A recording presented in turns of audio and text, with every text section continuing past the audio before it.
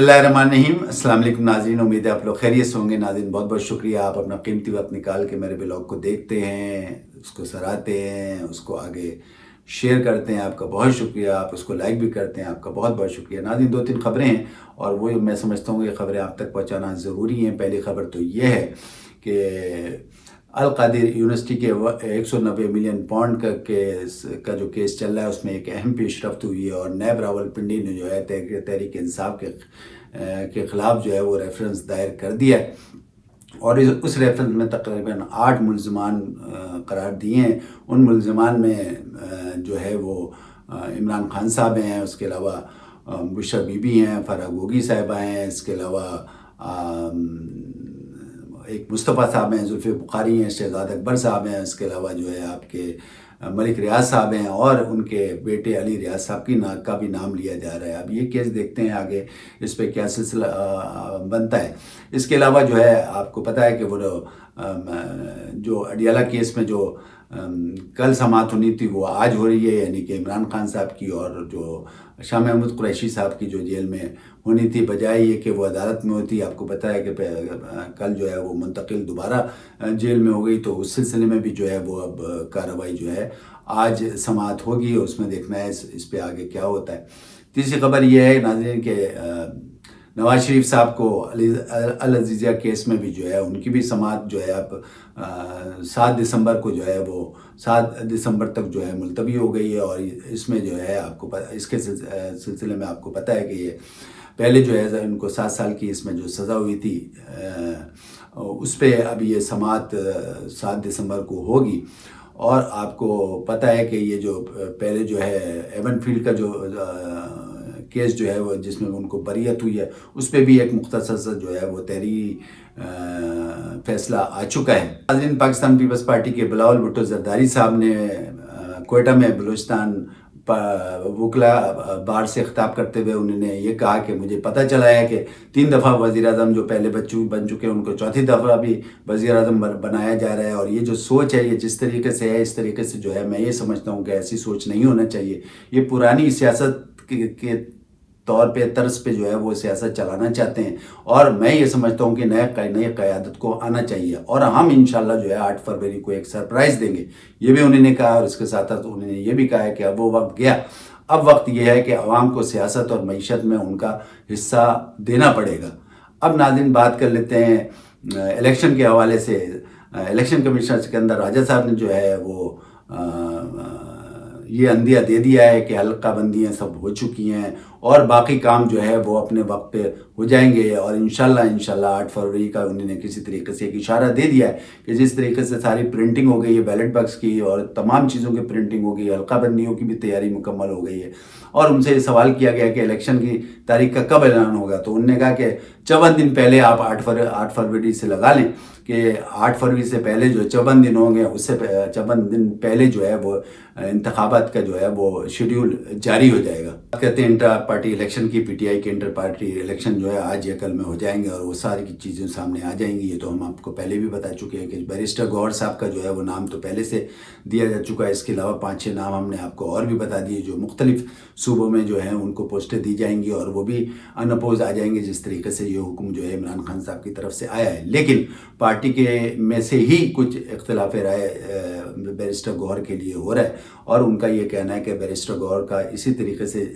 इंतखाब किया गया है जिस तरीके से एक ज़माने में उस्मान बुज़दार साहब का इंतखाब किया गया था और उनको कोई लोग जानते भी नहीं थे, ना उनकी कोई फेस वैल्यू थी। लेकिन लोगों का भी ये कहना है कि वो इसलिए रखा गया था कि भाई बस वो जो है वो सामने रहें और बाकी जो है पीछे इमरान खान साहब और उनकी फैमिली जो है तमाम मामला देखे और ये मामला आपको पता है फिर ये चलते रहे। तो अब बहुत से इख्तिलाफ है पार्टी में और वसीन का ये ख्याल है कि ये बड़ा दाएं बाएं देख के ऐसे इंसान को रखा है कि जिस तरीके से उस्मान बुज़दार को रखा है, क्योंकि वैसे बहुत शरीफ आदमी है गौहर साहब और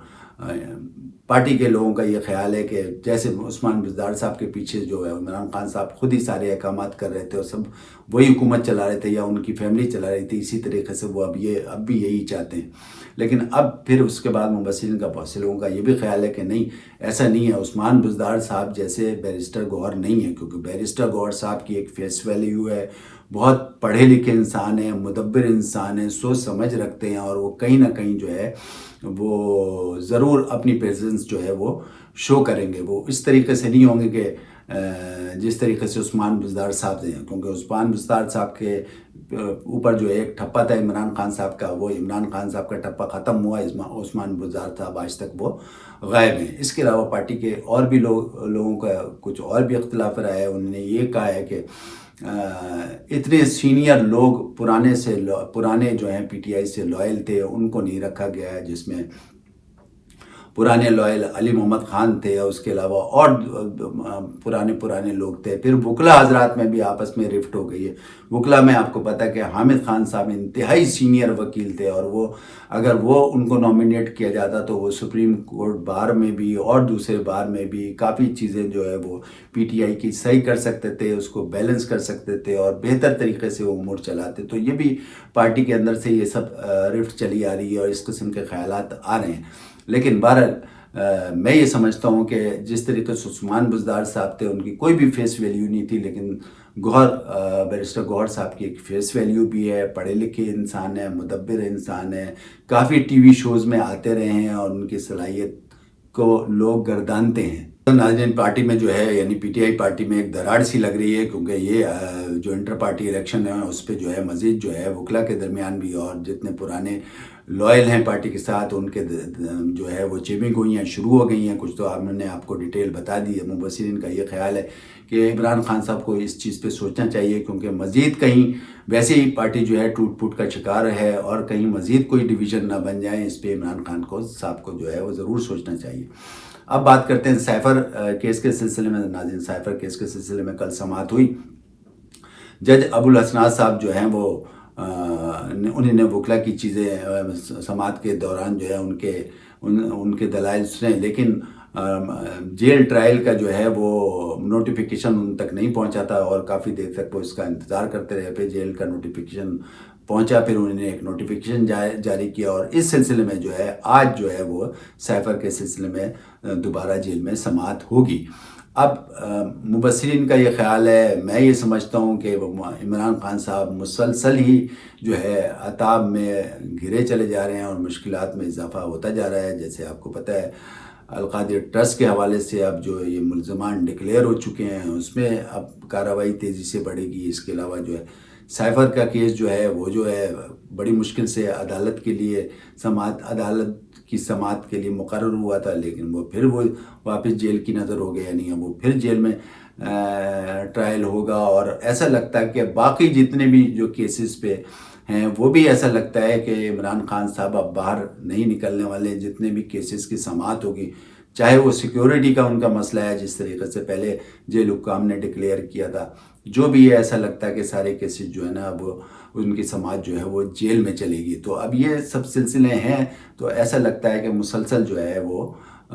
گھرے میں ہیں. اور آخری جو ہے وہ انٹر پارٹی الیکشن میں بیرسٹر گوہر صاحب کے لیے جو ہے اس میں بھی جو ہے نا پارٹی میں اچھے خاصے اختلاف رائے سامنے آیا ہے. اب دیکھنا ہے ناظرین کہ آج جو بھی سماعت ہوتی ہے سائفر کے سلسلے میں جو بھی فیصلہ آتا ہے انشاءاللہ ہم اگلے ولاگ میں آپ کو بتائیں گے. ناظرین، اس وقت کے لیے اتنا کافی. اپنے ہاسٹل لیتر کو اجازت دیں، اپنا خیال رکھیں. اللہ حافظ.